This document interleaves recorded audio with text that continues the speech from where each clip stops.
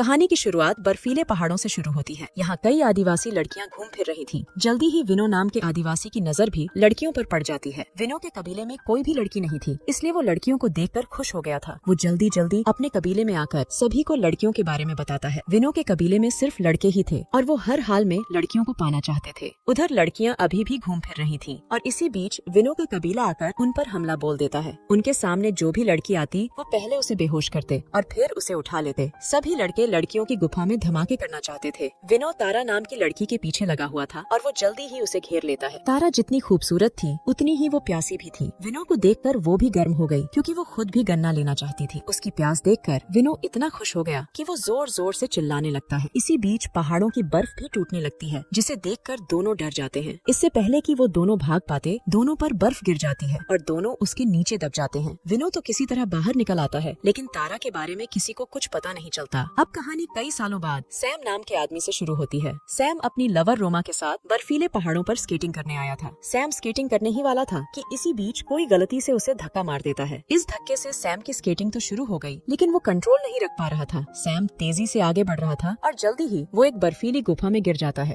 गुफा में गिरने से उसे ज्यादा चोटें तो नहीं लगी थी, लेकिन उसे गुफा में एक लड़की जरूर नजर आ गई थी। ये लड़की तारा थी, जो कई सालों से बर्फ में जमी हुई थी। सैम जल्दी जल्दी बर्फ तोड़कर उसे बाहर निकालता है और उसे होश में लाने की कोशिश करता है। तारा कई सालों से बर्फ में जमी हुई थी, लेकिन पता नहीं वो आज तक जिंदा कैसे थी। जब सैम उसे होश में नहीं ला पाता तो वो उसे किस करता है। सैम के किस करते ही प्यासी तारा की गर्मी बढ़ गई और वो होश में आ गई। सैम उससे बात करने की कोशिश करता है, मगर तारा को उसकी भाषा नहीं आती थी। सैम कुछ सोचकर जब बाहर आता है तो उसे एक मशीन नजर आती है जो उसी की तरफ बढ़ रही थी। तारा भी बाहर आ गई थी और वो मशीन को कोई जानवर समझ लेती है। इस मशीन में सैम की लवर रोमा थी, जो सैम को ढूंढते ढूंढते यहाँ तक पहुँच गई थी। कुछ देर बाद सैम के बताने पर कई लोग तारा को ढूंढने लग जाते हैं। तारा पहले ही छुप गई थी, इसलिए कोई भी उसे ढूंढ नहीं पाता। उधर रोमा और सैम अपने होटल में आकर सो गए थे। सुबह होते होते तारा भी उसी होटल के पास पहुंच गई जिसमें सैम रुका हुआ था। सैम जाग चुका था, जबकि रोमा अभी भी सो रही थी। तारा सैम का पीछा करते करते यहाँ तक आ पहुँची थी। वो जैसे ही सैम के कमरे के बाहर आती है तो सैम उसे देखकर हैरान हो जाता है। तारा को सैम से प्यार हो गया था, क्योंकि उसने उसे बर्फ से बाहर निकाला था। सैम जैसे ही रोमा को उठाने की कोशिश करता है, तभी तारा की नजर एक जहाज पर पड़ती है। इस बार वो जहाज को एक डायनो समझ लेती है और जल्दी जल्दी वहाँ से भागती है। सैम के उठाने पर रोमा जाग तो गई थी, मगर उसे कहीं भी तारा नजर नहीं आती। उसे लग रहा था कि सैम को बहम हुआ है, इसलिए सैम ने अकेले ही तारा को ढूंढने का फैसला कर लिया। वो तारा को अपनी गाड़ी में बैठकर ढूंढने लगा था। वैसे तारा उसी गाड़ी में छुपी हुई थी जिसमें बैठकर सैम उसे ढूंढ रहा था। तारा जैसे ही उसके सामने आती है तो सैम एकदम से घबरा जाता है और इसी के साथ उसकी गाड़ी भी पलट जाती है। वैसे इन दोनों को कोई चोट नहीं लगी थी। तारा गाड़ी से निकलकर उसे सीधा करने लगी। वो देखने में जितनी खूबसूरत थी उतनी ही ताकतवर भी थी। गाड़ी को सीधा करने के बाद दोनों फिर से चल पड़े। सैम तारा को पागल समझ रहा था, क्योंकि उसे नहीं पता था कि तारा एक आदिवासी लड़की है जो कई सालों तक बर्फ में जमी रही। असल में जिस तरह के कपड़े पहनकर तारा घूम रही थी, उसे देखकर कोई भी उसे पागल समझ सकता था। इसलिए सैम भी उसे पागल समझकर पागल खाने की तरफ ले जा रहा था। रास्ते में एक जगह रुककर वो गैस डलवाने लगा। इस बार भी तारा को गैस पाइप एक डायनो लगा और वो उसे डायनो समझकर अपने दांतों से काट देती है। उसकी इस हरकत से सैम को पूरा यकीन हो गया था कि तारा सच में पागल ही है। कुछ देर बाद दोनों पागल खाने के बाहर पहुंच गए। सैम तारा को गाड़ी में ही लॉक कर अंदर आ जाता है। वो डॉक्टर को सब बताता है कि मुझे बर्फ में एक लड़की मिली थी। उसकी बात सुनकर डॉक्टर उसे ही पागल समझता है और उसके कहने पर सैम को एक कमरे में बंद कर दिया जाता है। जब सैम काफी देर तक बाहर नहीं आता तो तारा गाड़ी का दरवाजा तोड़कर बाहर निकल आती है। बाहर आकर वो सैम को ढूंढने लगी और वो जल्दी ही सैम के पास पहुंच जाती है। सैम जिस कमरे में बंद था, तारा उसी कमरे की खिड़की के पास पहुंच गई थी। तारा जल्दी जल्दी खिड़की तोड़कर सैम को बाहर निकालती है और फिर वो दोनों वहाँ से भाग जाते हैं। थोड़ा आगे आने के बाद सैम गाड़ी रोकता है और तारा को जबरदस्ती बाहर निकालता है। वो तारा को सिरफिरी लड़की समझ रहा था, इसलिए वो उसे अकेली ही छोड़कर चला जाता है। इसी जगह के आसपास दो प्रेमी भी घूम रहे थे। वो एक खाली जगह में आकर प्यार करने लगे और तारा छुपकर उन्हें देखने लगी। दोनों को प्यार करते देखकर तारा भी गर्म हो गई, जिसके बाद वो उसी तरफ जाने लगी जिस तरफ सैम गया था। उधर सैम अपने शहर में आ गया था। वो रोमा को फोन कर बताता है कि मुझे एक जरूरी काम है, इसलिए मैं घर वापस आ गया। रोमा अभी भी बर्फीले पहाड़ों के होटल में थी। सैम के जाने के कारण उसने भी घर जाने का फैसला कर लिया था। रात होते होते तारा भी शहर में पहुंच गई। वो यहाँ सैम का पीछा करते करते पहुंची थी। तारा पहली बार शहर आई थी, इसलिए वो यहाँ की चीजें देखकर हैरान हो रही थी। एक जगह उसे एक ड्रेस पसंद आ जाती है, जिसके बाद वो शीशा तोड़कर उसे उठा लेती है। दूसरी तरफ सैम अपने घर में सो रहा था, लेकिन कोई आवाज सुनकर वो जाग गया। वो जैसे ही कमरे से बाहर आता है तो उसे दो चोर नजर आते हैं। ये चोर उसके घर चोरी करने आए थे। वो जल्दी जल्दी सैम को पकड़कर मारने लगे और तभी तारा भी घर में आ जाती है। वो आते ही दोनों चोरों पर टूट पड़ती है। वो दोनों को इतना मारती है कि दोनों चोर डरकर घर से भाग जाते हैं। तारा सैम को ढूंढते ढूंढते यहाँ पहुंची थी। उसने जिस तरह सैम को बचाया था, उसे देखकर सैम समझ गया था कि वो पागल नहीं बल्कि एक दलेर लड़की है। उसने फैसला कर लिया था कि तारा उसी के घर में रहेगी, इसलिए वो दोनों बैठकर टीवी देखने लगे थे। तारा ने पहली बार टीवी देखा था, इसलिए वो उसे देखकर हैरान हो रही थी। काफी देर टीवी देखने के बाद सैम तारा को नहाने के लिए बाथरूम में भेज देता है। वो उसे समझाता है कि कैसे नहाना है, लेकिन सैम के समझाने के बाद भी वो टॉयलेट वाले पानी से ही नहाने लगती है। अगले दिन सैम बाजार में जाकर तारा के लिए कपड़े खरीदता है। इसके बाद वो तारा को तैयार कर उसे पूरा शहर दिखाने लगता है। दूसरी तरफ सैम की लवर रोमा सैम के घर पहुंच गई थी। यहाँ आते ही वो तारा के जंगली कपड़े पहनकर नाचने लगी। उसे लगा कि सैम ने उसके लिए नई ड्रेस खरीदी है, इसीलिए वो उसे पहनकर नाच रही थी। इसी बीच पागल खाने वाले डॉक्टर उसे खिड़की से देख लेते हैं। वो साले रोमा को पागल समझते हैं क्योंकि वो जंगली कपड़े पहनकर नाच रही थी। वो धीरे धीरे घर में आते हैं और धीरे से रोमा को बेहोश कर देते हैं। इसके बाद वो जल्दी जल्दी उसे उठाकर भाग भी जाते हैं। कुछ देर बाद रोमा पागल खाने की कैद में थी और डॉक्टर उसे ध्यान से देख रहे थे। जल्दी ही रोमा को होश आ गया। होश में आते ही वो डॉक्टर को समझाती है कि मैं पागल नहीं हूँ, मगर डॉक्टर उसकी बात नहीं मानते और इसी बीच सैम पुलिस लेकर उनके पास आ जाता है। सैम के कहने पर पागल खाने वाले रोमा को छोड़ देते हैं। कुछ देर बाद रोमा सैम के घर में थी और दोनों बैठकर खाना खा रहे थे। इसी बीच तारा बाहर से दोनों को देख लेती है। जिस तरह से बैठकर वो दोनों खाना खा रहे थे, वो चीज तारा को बिल्कुल पसंद नहीं आती। सैम भी उसे देखकर घबरा गया था, जिसके बाद वो बहाना बनाकर जल्दी जल्दी बाहर आता है। बाहर आकर वो जैसे ही तारा को समझाने लगता है तो तारा उस पर हमला कर उसे अपने साथ ले जाती है। इसके बाद वो उसे अपनी गुफा में लाकर उसके साथ अपनी प्यास बुझाती है। प्यास बुझाने के बाद वो सैम को जंगल में अकेला छोड़ देती है ताकि सैम भी ताकतवर बन सके। कुछ महीनों के बाद रोमा ने सैम को जंगल में देख लिया था और वो उसे पकड़कर पागल खाने में ले आई थी। पागल खाने में सैम का इलाज चलता है और जब वो ठीक हो जाता है तो उसे छोड़ दिया जाता है। सैम अब हर जगह तारा को ढूंढ रहा था। कहानी के आखिर में उसे एक दिन तारा मिल जाती है, जो अब पूरी तरह शहरी बन चुकी थी। दोनों एक दूसरे को प्यार करते हैं और दोनों एक साथ हो जाते हैं। वैसे तारा एक रहस्यमयी कबीले से वास्ता रखती थी, जिसमें सिर्फ लड़कियां ही पैदा होती थी। तारा के कबीले की लड़कियां बर्फीले पहाड़ों में ही रहती थी और वो कई 100 सालों तक जिंदा रहती थी। इसी के साथ इस कहानी का यही अंत हो जाता है।